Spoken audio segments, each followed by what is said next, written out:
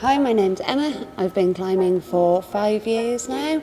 I started when I came back from a trip to Australia, and I went outside to a place called Simonjat, and then I joined a mountaineering club in my local city, and I was instantly hooked. The community, the people and the activity just had me in my heart. I fell in love with trad climbing initially, and then as I progressed in that and had a little accident, I soon moved on to sport, and I've been doing that ever since. Some of my proudest climbing achievements aren't necessarily the highest grades. I've done several 8As and they've all been really rewarding, but some of that personally challenging climbs. I did a 7C Tremello at Malham, and that one was mentally challenging as well as physically, so that one was one of my proudest achievements. And some multi-pitch stuff I've done as well, where you have the whole adventure. My friend Luke and I went to the Dolomites for one summer, and we did the Vergelés Towers. We went to Spain and did Fiesta de los Biceps, and they're the climbs that really stick in my mind, the whole day adventures.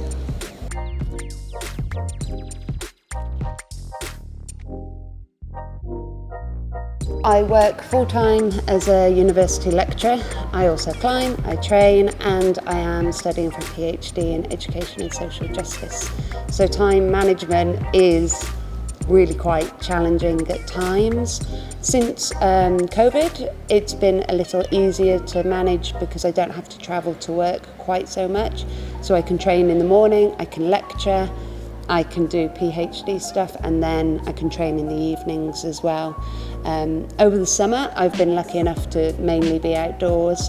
As it comes to the winter training season, I'll be training 3 or 4 times per week, working and writing alongside that as well, and trying to get outside.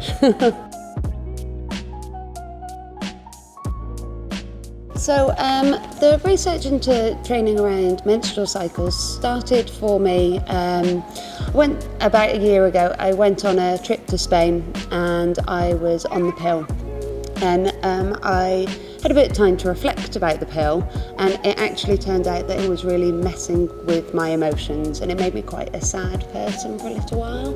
So I came off the pill, and that was sort of what sparked my interest in it. I started researching how all these hormones can impact upon us as women. You know, we can be very different people because of the things that we put inside us. So I came off everything, and then I started to investigate sort of how our body changes throughout the month, and it turns out, you know, we can structure our training around our hormone levels as they increase and decrease throughout the month. And I would find some weeks I could climb really hard and I could do really hard moves, and then the following week I couldn't repeat the same moves. And I think it boils down to the different hormone levels that we have during each phase of our cycles. So investigating that and finding out about the different levels, how they fluctuate throughout the month, meant that I could start to structure training around that. So I could progress physically throughout the month, but also it was really quite a changing point in terms of my psych levels. You know, if I'm trying really hard when I probably can't or shouldn't try hard, it can be really demotivating. So if you change that focus when you're going to feel a little bit weaker, then you still are psyched and happy, rather than becoming frustrated and not understanding why you can't do things.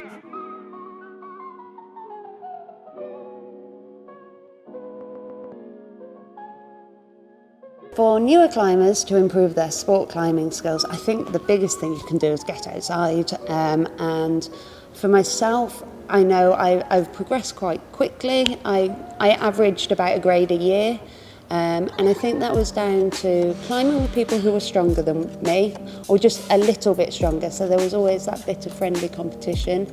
I could observe them, I could learn techniques, they could give me friendly advice.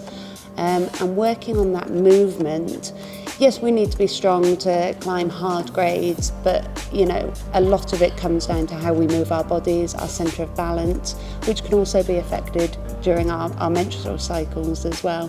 So just having that awareness of how your body works.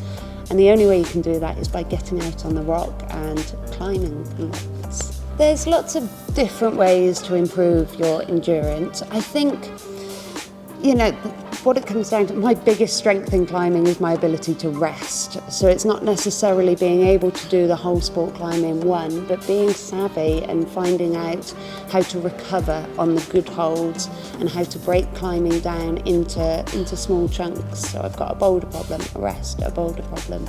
And it is being able to recover whilst in those rests. So for myself, I do a lot of work on the circuit board where I'll go around, maybe I'll do 3/4 of a lap or a lap and then stay for a minute on a jug and work that recovery and then go again.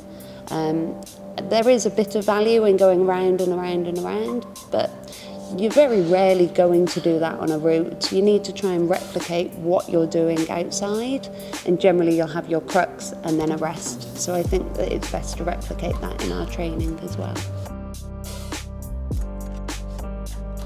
I am lucky enough that I haven't had any severe injuries to date. I have had a little swelling around the joints of my fingers, and I went to go and see a physio who was excellent and gave me some exercises to preempt any injuries and try and prevent them. I think my long-term goals change the more I go climbing. So for ages, I was like, yes, I want to climb 8A. Well, I've done that now. And then the next logical step was 9A. And then the more I climb, the more I start to actually take a step back and realise what it is that I enjoy about climbing. And it's starting to become less grade focused and more route focused. So there are certain routes I want to do over the next year. I want to do the Groove at Malham, and I want to do Predator, so it's an 8A plus and an 8B. And they'd be brilliant goals for the next year for me. Long term, to be able to consistently climb 8A in a day is a good goal as well, I think, for now.